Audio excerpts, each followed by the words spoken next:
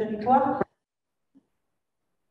Surtout de présenter un peu des parcours de différentes personnes, des parcours professionnels, de voir ben, pourquoi donc, Amandine, Sigrid et Claire avaient choisi aussi de s'orienter sur cette voie, de travailler pour ce type de structure.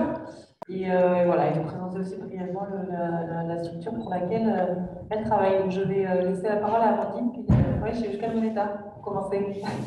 Donc, bonsoir tout le monde. On m'entend? Oui. Donc là, moi, je suis Amandine, donc je travaille pour l'EUSCO, donc qui est la monnaie locale qui circule sur le Pays Basque Nord. Donc en fait, moi, mon travail, c'est que je suis chargée de développement en fait, du réseau entrepreneurial, enfin, des entreprises de l'EUSCO. Et je travaille donc pour l'association Euskal Moneta depuis 2 ans. Donc, sur l'intérieur du Pays Basque, donc en Soule, Ioli, Ostibarré, Garassi, Baïbouri, Charmégou et aussi Saint-Palais, bien entendu. Voilà, donc moi, à la base, j'ai commencé l'aventure EUSCO entre guillemets depuis 2016 parce que avant de bosser à l'EUSCO, j'étais adhérente à titre particulier à l'EUSCO. Donc moi, c'est ma soeur qui m'avait parlé de cette initiative-là. Et je trouvais assez magique, en fait, le fait d'avoir cet outil à disposition au Pays Basque, me dire que en utilisant l'EUSCO, j'incitais en fait les professionnels que je payais en EUSCO à repartir dans le circuit EUSCO et du coup à relocaliser l'économie. Et en plus, ce qui m'a plu aussi, c'est de me dire qu'à travers l'EUSCO, je sortais aussi un peu du système traditionnel bancaire. Je trouvais que ça me donnait une force en tant qu'utilisatrice personnelle de sortir un peu du système capitaliste et financier que l'on connaît et de me dire qu'on crée un circuit court et local qui favorise les échanges sur le Pays Basque Nord à travers la monnaie, en fait. Voilà. Donc, voilà, donc pendant que j'étais adhérente à titre particulier à l'EUSCO, je bossais comme travailleur social sur Pau et sur Bayonne. Et en 2019, donc, j'ai eu l'opportunité, j'ai vu l'offre d'emploi pour bosser à l'EUSCO et je me suis dit que c'était le moyen ou jamais de travailler pour une association qui était complètement dans mes valeurs. Et me dire que je bossais pour surtout une association qui, pour moi, promeut des valeurs qui me sont chères, en fait, relocaliser l'économie, favoriser les circuits courts, essayer de faire en sorte aussi que l'Euskara soit le plus développé possible au sein des professionnels qui sont membres du réseau EUSCO, et aussi tout ce qui est en lien avec la solidarité envers les associations. Et voilà, donc je trouve ça assez magique de pouvoir promouvoir toutes ces valeurs-là dans mon travail quotidien. Et en plus, j'ai l'avantage, moi, en tant que chargée de développement, de rencontrer plein de professionnels, plein de particuliers, plein d'associations de tout type de secteur, parce qu'à l'EUSCO, il y a certes des commerçants, mais on a aussi des garagistes, on a aussi des entreprises qui font un peu du B2B, donc d'entreprise à entreprise. Donc, on voit tout type de secteur d'activité et on rencontre plein de gens qui ont plein d'idées, qui font souvent des choses vachement novatrices. Et donc, c'est aussi des gens avec qui on échange sur quel futur se dessine et voilà, qu'est-ce qu'on pourrait apporter comme solution pour essayer de faire un peu évoluer les lignes. Donc voilà, je trouve ça trop bien de pouvoir m'enrichir de toutes ces personnes que je rencontre dans ma vie quotidienne, au travail. Il y a ça, et après voilà, il y a aussi le fait qu'à l'EUSCO, donc on est maintenant 13 salariés, et on n'est pas seulement des salariés, on est aussi des militants, je pense, en grande partie des valeurs de l'EUSCO. Et donc c'est trop bien d'avoir des gens avec qui on peut s'enrichir aussi au niveau de l'équipe salariale. Voilà, il y a ça, et puis après, il y a forcément le cadre de travail aussi qui, moi, je trouve magique, c'est que alors, je fais beaucoup de routes, mais on a des paysages magnifiques ici, donc je profite de ces paysages-là tous les jours, quoi, voilà. Donc, voilà, je ne sais pas trop quoi dire de plus. Voilà, c'est que... Et pour moi, l'aventure est EUSCO en tant qu'Amandine. Voilà. Et merci Amandine pour ton témoignage. Alors, je ne sais pas s'il y a des gens qui veulent réagir aussi au moment où on pose des questions. Bernard? Nous, on a un pays jamais on accepte le SCO, on en a assez peu. Et là, on ne t'entend pas, Bernard. on a des recycleries en pays Chanégou. On a 2 temps en temps des SCO, tu prends, mais on n'en a pas souvent. Là, dernièrement, on a eu des Tinda. Donc, ma question, c'est quelle collaboration, quel partenariat il y a avec l'association qui gère ça. Tinda, donc, apparemment, la monnaie locale bernaise.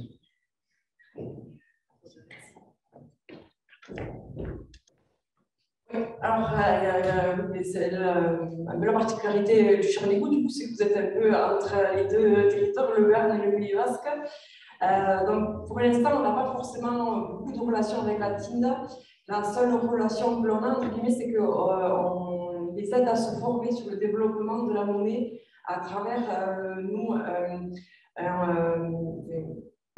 une association qui s'appelle Bihar, et qui aide justement les autres monnaies locales de France à venir se former auprès de l'EJCO. Mais en fait, la difficulté entre guillemets que l'on a sur les monnaies locales, c'est que les monnaies locales doivent circuler sur un territoire donné. Et qu'une entreprise, pour qu'elle adhère à l'EJCO ou à la Tinda, elle doit forcément avoir son siège social sur ce territoire donné, donc soit sur le Béarn, soit sur le Pays Basque.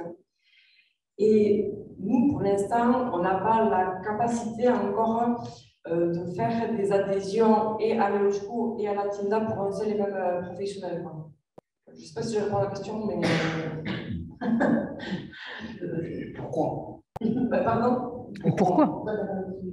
Et parce qu'en fait, ce professionnel, s'il a son siège social au Pays Basque, normalement, il ne peut pas recevoir la Tinda. Et s'il a son siège social au Béarn, il ne peut pas être adhérent à l'EJCO parce qu'il n'a pas son siège social au Pays Basque.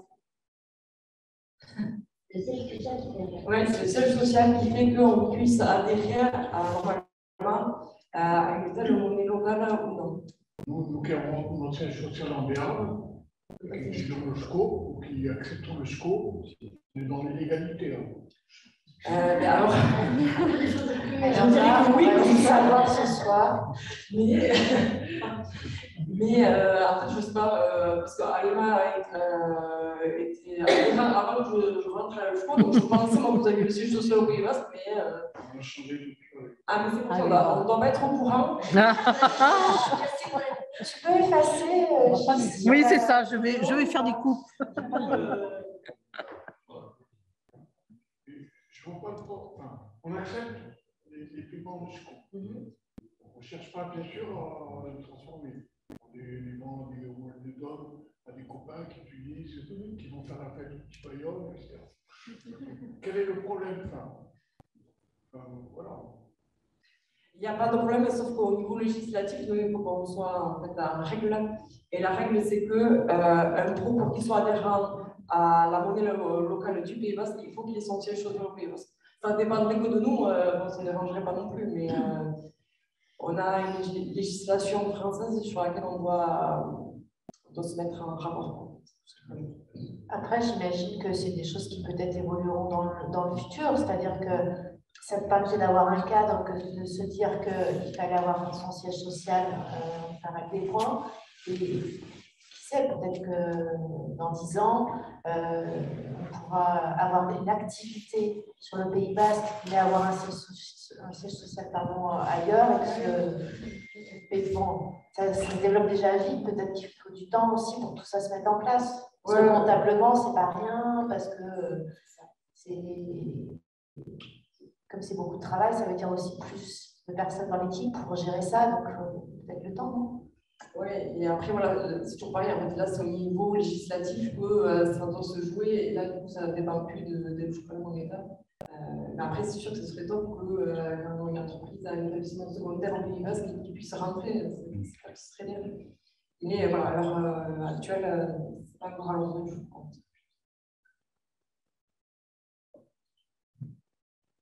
Merci Amandine. Est-ce qu'il y a des gens qui veulent réagir ou pas dans la salle? Ou sinon, on continue sur... Ah, oui. Donc j'essaie de parler fort comme ça.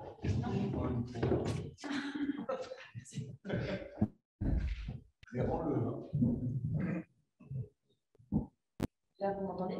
Oui. C'était juste pour comment vous faites alors pour développer le show? Est-ce que vous allez démarcher les commerçants? Enfin, concrètement, comment ça se passe dans la vie de tous les jours quand vous partez en balade? Alors concrètement, il y a la balade, mais il y a surtout le travail avant. En fait, concrètement, on a un fichier fourni des différents commerçants et entreprises qui sont sur nos zones et on les appelle un par un pour leur proposer un rendez-vous de présentation de Léouchko en fait. Donc après, je présente Léouchko donc au professionnel qui accepte de bien me recevoir. Et après, ce professionnel-là, comme ça, peut déjà comprendre quel est l'intérêt de Léouchko et comment ça fonctionne, me poser ses questions et après, libre à lui d'adhérer ou non à Léouchko. Mais voilà, notre travail en premier lieu, c'est d'abord de faire du phoning pour obtenir des rendez-vous de présentation. Moi, je fais très peu de démarchage de porte à porte. Après, ça dépend, hein, c'est aussi dans la personnalité de la personne, mais moi, c'est vrai que j'ai un peu plus de mal. Donc, c'est comme ça que je fonctionne.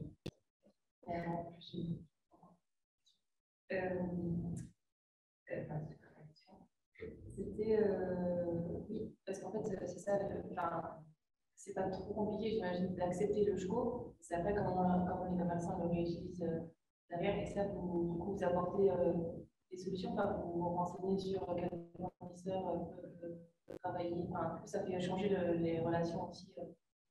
C'est ça, en fait. Moi, quand je vais dans un rendez-vous avec une entreprise, au préalable, je prépare ce rendez-vous pour voir avec qui ils travaillent déjà potentiellement chez des gens qui sont dans le réseau OFCO, pour déjà leur dire, mais vous pouvez payer chez un tel, chez un tel, chez un tel. Après, lors du rendez-vous aussi, je leur demande qui sont leurs fournisseurs qui sont, qui sont sur le Pays Basque Nord. Alors, certains vont être dans le réseau OFCO, d'autres pas. C'est aussi prospecter après ces fournisseurs-là pour que par la suite ils puissent accepter le SCHO et du coup qu'il y ait une fluidification au niveau des transferts de le SCHO d'entreprise à entreprise. Et après aussi, en fait, on a un guide qui répertorie tous nos pros qui sont dans le réseau sur l'ensemble de l'hyperactivité et qu'on donne à nos professionnels et qu'on leur envoie tous les 3 mois par mail réactualisé. Et comme ça permet aux pros aussi de savoir où ils peuvent les réutiliser. Et l'idée aussi, c'est de dire à des pros, ABT, vous allez chez un pro là, qui ne prend pas le SCHO, on a le même qui prend le SCHO, mais n'hésitez pas à le contacter pour éventuellement créer une nouvelle relation commerciale. Et en fait, on a fait une étude il y a 2 ans maintenant. On a près de 60% de nos pros qui ont au moins changé un fournisseur depuis qu'ils sont membres du réseau SCHO pour justement réutiliser leur réseau SCHO plus facilement. Donc, ça montre l'impact que peut avoir justement l'utilisation de l'ESCO et son aspect relocalisateur de l'économie. Merci beaucoup. Merci.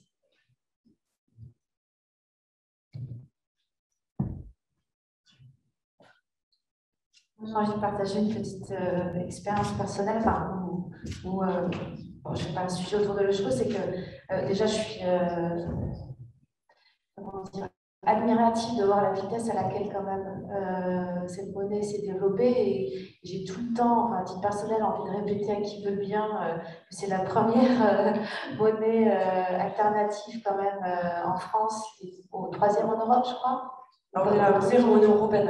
Européenne, j'ai même perdu le fil. Donc je trouve que c'est assez extra, et je trouve qu'on peut tous être ambassadeurs, ambassadrices de cette monnaie à titre individuel. Et pour vous faire un petit focus, moi je paye mon loyer en ESCHO depuis le mois de juillet. Donc, ça fait 5 mois, grâce à un propriétaire évidemment qui a eu l'élan de s'y mettre, et je trouve ça vraiment super. Et quand on adhère déjà à titre personnel, je trouve que moi je prends toujours du plaisir à aller chez un commerçant, même si je sais qu'il ne prend pas le SCHO, de lui demander s'il le prend et de faire l'étonner en disant quoi, vous ne prenez pas le SCHO, c'est possible encore aujourd'hui. Enfin, voilà, je trouve que c'est à chacun aussi de jouer le jeu après. Je suis entièrement d'accord, et ce que je trouve magique, c'est que la plupart de nos adhérents ont le même réflexe que toi, c'est de dire ah mais tu prends pas le SCHO, et motive les pros derrière à accepté par la suite. Et ça, c'est trop bien parce qu'en fait, les gens souvent qui sont à l'EUSCO sont hyper motivés par le projet et comprennent l'intérêt d'utiliser l'EUSCO. Et ça, c'est trop bien. Quand on a une richesse, certes, il y a l'équipe salariée, mais ceux qui font le gros du travail, c'est ceux qui l'utilisent dans la vie quotidienne, quoi. Et donc, pour ça, c'est vrai qu'on doit remercier les gens, nos adhérents, quoi, parce que c'est eux qui font la force de l'EUSCO, c'est eux qui l'utilisent, et c'est eux qui font qu'à l'heure actuelle, on est la première monnaie locale européenne avec 3 millions d'euros en circulation. Donc, merci à vous, adhérents, pro, particuliers et assos. Merci.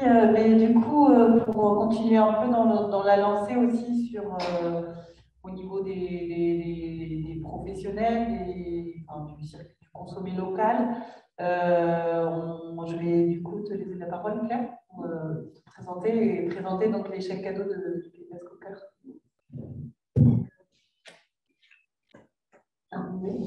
Taïmoun, bonsoir tout le monde. Donc, moi, je m'appelle Claire Ouraville. Je travaille à l'association qui s'appelle Pays Basque Cocker. C'est l'office de commerce du Pays Basque intérieur.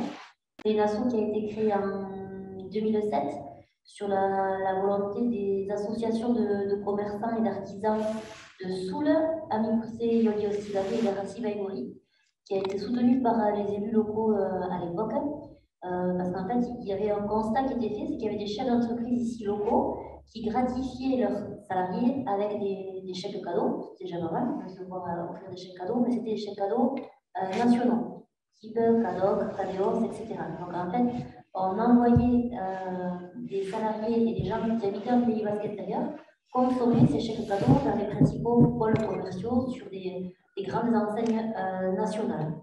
Et l'idée avait été donc à l'époque de se dire, est-ce qu'on ne peut pas développer un outil similaire, donc un chèque cadeau, mais qui aurait la vertu de relocaliser l'économie en Pays Basque intérieur. C'est comme ça donc qu'est né le chèque cadeau Pays Basque Cocker. Alors, ça c'était un peu pour faire la présentation. Là, c'est le périmètre de compétences à l'heure actuelle. Donc, Pays Basque Cocker, ça couvre maintenant toute la partie intérieure. Je vous ai parlé donc Soule, Garassi, Baïgori, Yoli, Ostibari et Amikoussé. Et récemment, là, sur les 2 dernières années, il y a le Hérovi, donc tout ce qui est autour de Cambo, Espelette, etc. Le pays d'Asparin et le pays de Village, donc Charnégou, qui sont rentrés dans la démarche. Donc on fédère 6 unions commerciales et artisanales. Ça, ce sont des associations de commerçants et d'artisans. 7 pôles territoriaux, pour nous, c'est important parce que les élus restent très importants dans notre association. Ils sont notre relais également. Les bureaux d'accueil touristique, ça, c'est les anciens offices de tourisme parce qu'on les a en partenaire, parce qu'à titre personnel, vous, si vous souhaitez acheter des chèques cadeaux ou culture, comme on montrera après, il suffit de vous adresser dans les offices de tourisme. On a un maillage territorial qui fait que si vous avez l'anniversaire de quelqu'un, ou souvent c'est quand quelqu'un vous a filé un coup de main et que vous savez qu'il ne va pas accepter forcément de l'argent, c'est de lui dire écoute, moi je te fais un cadeau, mais en plus je veux que ce cadeau il véhicule l'idée que ça participe à la relocalisation de l'économie en Pays Basque intérieur et à soutenir mon commerce de proximité. Et à l'heure actuelle, on a 400 lieux d'utilisation, commerçants, artisans et producteurs fermiers. Ça, pour nous, c'est hyper important parce qu'on voulait célébrer tous ceux qui contribuent à faire l'activité économique en Pays Basque intérieur. Et 400 clients pro, les clients, pour nous, ça peut être des artisans, des chefs d'entreprise, des comités d'entreprise, des collectivités, employeurs. Et donc, on précise à chaque fois fidéliser à 88%. C'est-à-dire que quand ils ont essayé une première fois et qu'ils ont offert des chèques cadeaux à leurs salariés, ils ont compris le principe et les années suivantes, ils reviennent automatiquement reprendre ce type d'outil-là.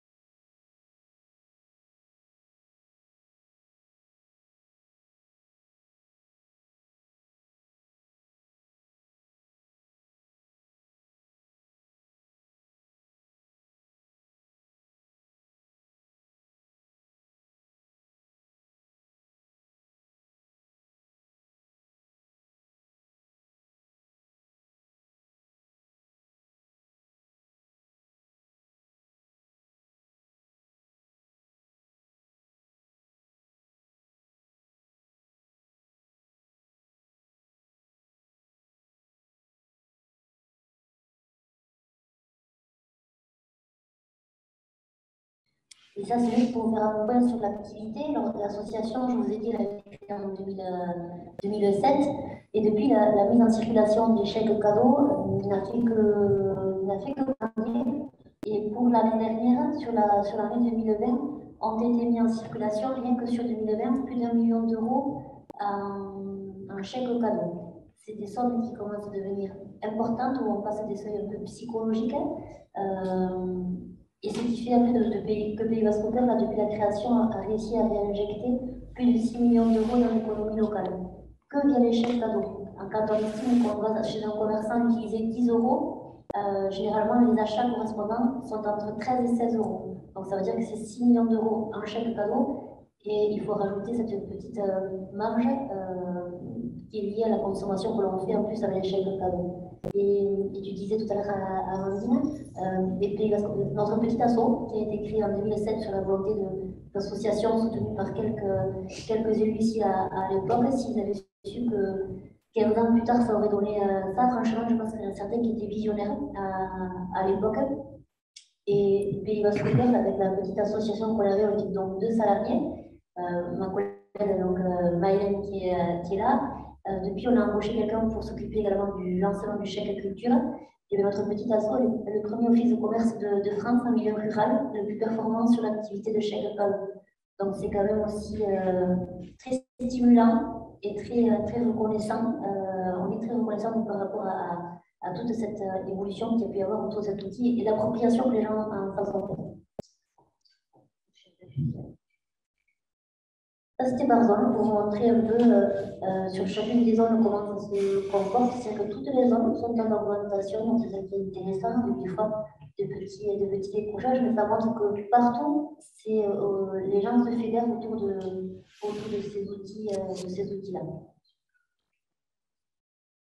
Et après, c'était pour faire un point rapidement des Basque Cœur, c'est quoi notre qu'est-ce qu'on souhaite pour notre petite association. On se met un peu quand même. C'est pas parce qu'on est une asso, en fait, qu'on est you-you ou qu'on est un peu en marge ou qu'on se dit ouais, on va la faire un peu comme ça. Je pense que la force de nos petites structures, c'est qu'on ne va pas arriver, entre guillemets.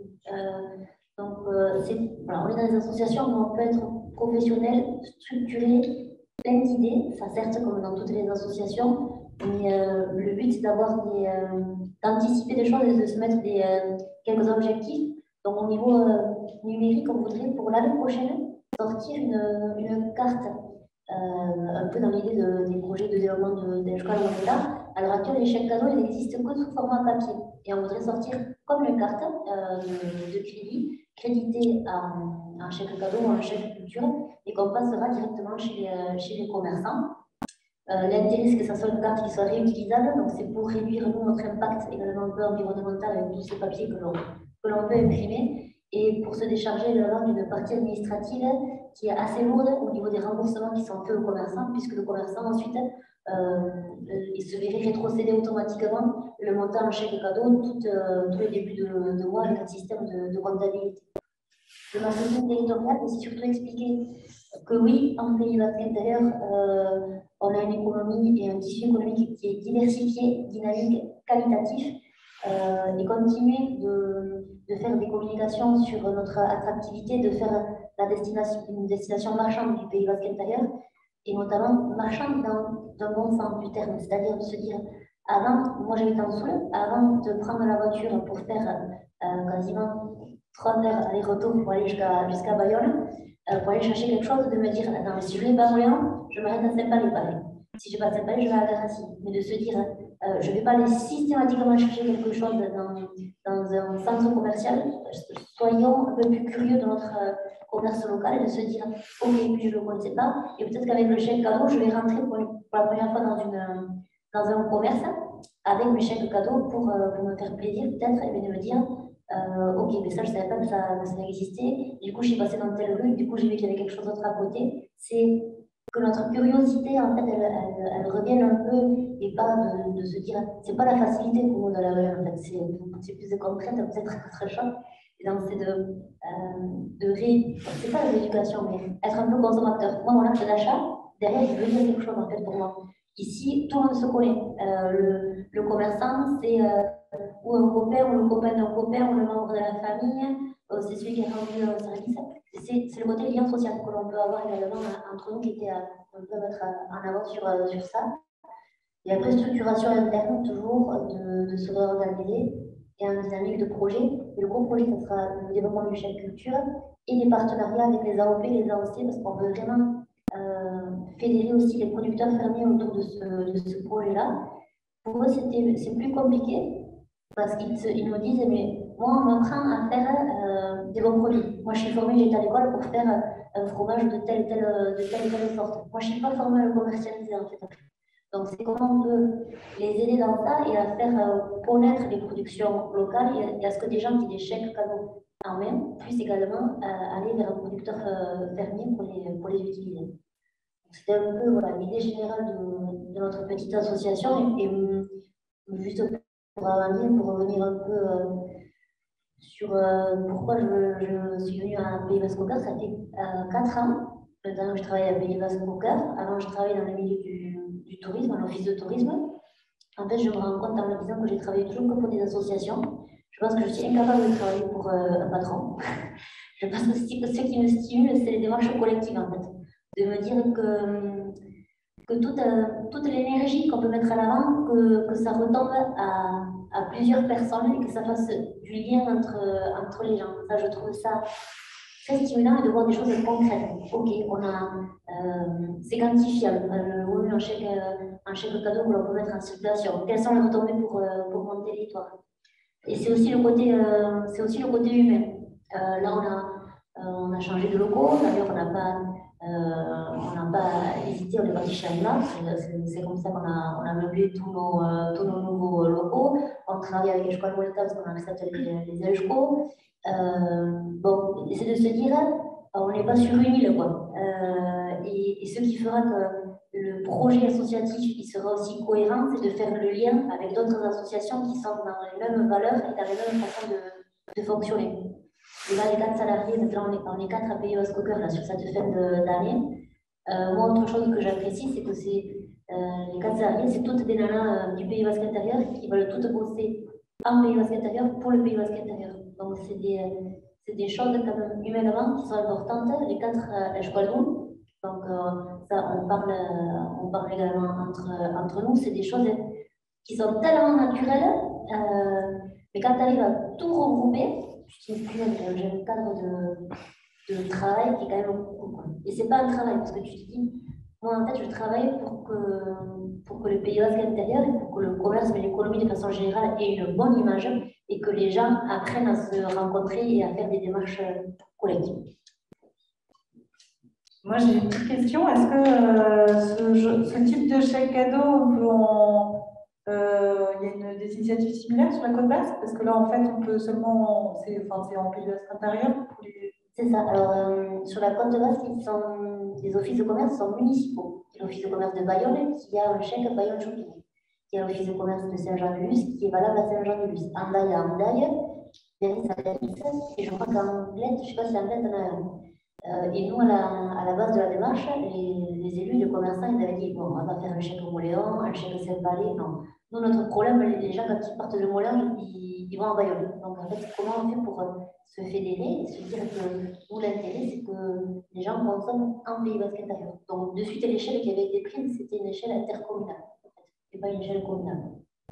Vous avez quand même réussi à fédérer un territoire assez large à ce niveau-là, ce qui est d'autant plus intéressant pour le consommateur aussi.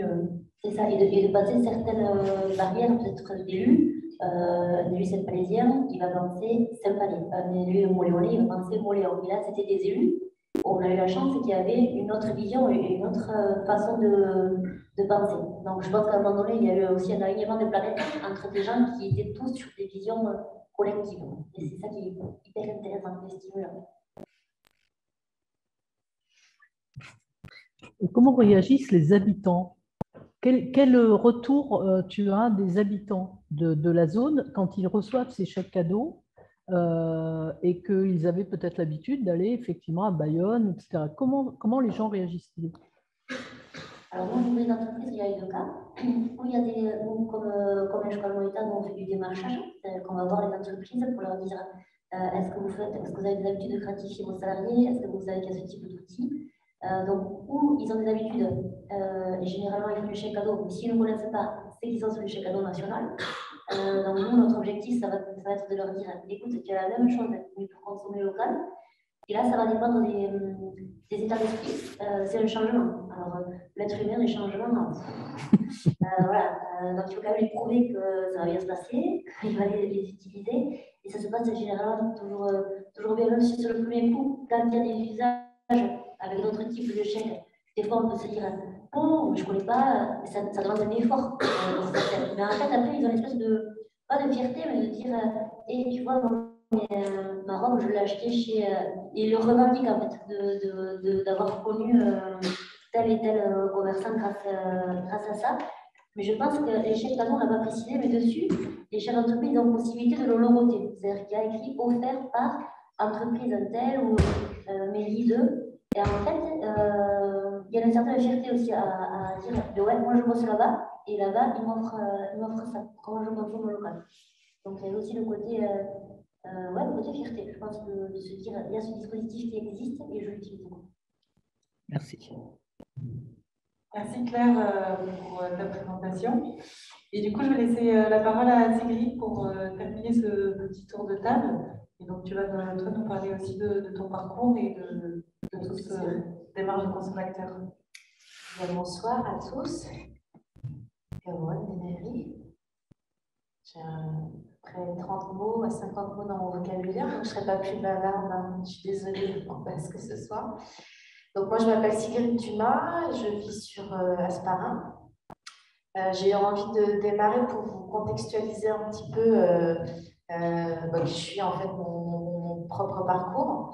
Donc j'ai démarré par quelques slides, je ne pensais pas que ça apparaîtrait si gros dans le sujet, mais bon, moi ce qui me questionnait en parallèle de ce sujet, comment donner du sens à sa consommation, c'est à mon stade en tout cas de prise de conscience et d'action, c'est comment je peux amener à travers mes projets et mes activités à une forme de déconsommation et à un autre rapport au vivant en fait, et comment je peux permettre de nous rééduquer à la déconsommation, enfin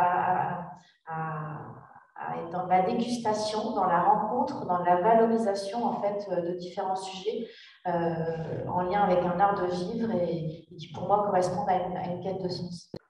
Et donc ce que je peux vous partager, c'est que moi, mes 35 premières années ont été très marquées par la création d'offres, tout simplement parce que bon, déjà, je suis née dans une famille de chefs d'entreprise, commerçants, artisans. Et donc, mes premières années se passaient sur des salons pro, dans l'usine de mes grands-parents, à être voilà, dans de l'offre, en fait. C'est-à-dire qu'on produisait et on commercialisait ce qui était produit dans différents domaines. Assez tôt, je me suis retrouvée à m'intéresser à la communication, au marketing, parce que je rêvais de faire de l'événementiel. Et puis, de fil en aiguille, je me suis retrouvée à travailler à la chambre de commerce parisienne. Je me suis retrouvée par le goût des produits, de la décoration, à rentrer dans un univers, dans un secteur qui est le secteur de la décoration, du bien-être. Et puis, grâce au hasard, aux rencontres de la vie, assez tôt, en fait, à 22 ans, je suis rentrée dans une start-up. À l'époque, c'est comme ça qu'on appelait les jeunes entreprises fin des années 90 qui se lançaient dans le e-commerce. Et une start-up qui s'appelait Une journée en France et dont l'activité était de sélectionner, de sourcer, en fait, on dit, des produits issus des régions françaises et donc de les commercialiser à travers un site de e-commerce en francs à l'époque et de très beaux catalogues, voilà, assez luxe, assez haut de gamme. D'ailleurs, vous pouvez voir sur la droite, c'est ma première rencontre avec le Pays Basque, ça a été une thématique voilà, qui était dédiée à des produits que j'ai redécouverts en m'installant ici. Donc en fait, ma rencontre avec l'offre à titre professionnel et personnel, en fait, c'est fait par le biais de ce secteur de la maison, de la déco, du bien-être, et avec très tôt une spécialisation dans l'univers alimentaire, donc épicerie fine, accessoires d'art de la table, culinaire, etc. Ce qui, en fait, moi, m'a permis de voir un peu toutes ces coulisses, en fait, c'est-à-dire qu'entre le moment où un produit est fabriqué et le moment où il se retrouve chez nous, il y a différentes étapes, et surtout avant qu'il se retrouve en magasin, c'est toutes ces étapes amont de tendance, de design, de recherche marketing, de fabrication, de tout ce sourcing, en fait. Qui, moi, m'a fascinée pendant des années, puisque je me retrouvais à faire des salons alors, à Paris, à Francfort, à Birmingham, San Francisco, Hong Kong, etc. Très tôt, je me suis retrouvée à rentrer dans les coulisses de ces usines qui, au départ, étaient peut-être des usines de porcelaine à Limoges, et puis comment je me suis retrouvée dans des showrooms à Canton ou ailleurs, et comment je me suis rendu compte que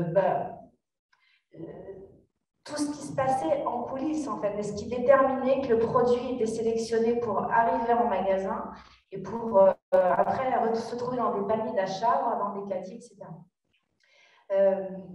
Donc là, je vous ai juste préparé quelques slides, c'est pour donner un peu d'image, parce que souvent, quand je parle de mon métier d'avant, c'est un peu flou, mais je crois que j'ai eu la chance, en fait, d'être sur des concepts et des métiers d'achat et de marketing qui étaient quand même très riches. Donc, pour vous situer, il y a eu une journée en France. Après, j'ai travaillé pour le groupe Nature et Découverte, pour une enseigne également de la famille Mulliez, qui est la famille fondatrice du groupe Auchan, etc.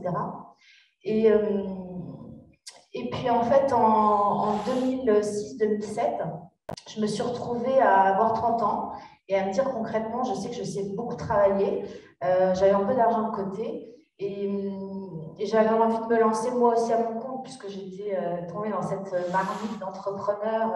Je croyais qu'à 30 ans, c'était le bon moment pour démarrer. Et donc, j'ai créé une agence dite de marketing opérationnel, c'est comme ça qu'on appelle ça dans un jargon particulier, qui s'appelait Menu du jour, et dont le but était de créer des rendez-vous, des événements, des occasions, de créer du lien entre les objets, un verre, admettons, et son contenu. Donc, comment un objet peut mettre en avant un vin, admettons, enfin, un verre va mettre en avant un vin, comment, voilà. Donc, j'ai eu la chance de mener pas mal d'opérations. Voilà. Je ne vais pas trop rentrer dans les détails, je vous ai mis l'adresse de mon book si toutefois ça vous amuse d'aller voir un petit peu ce parcours.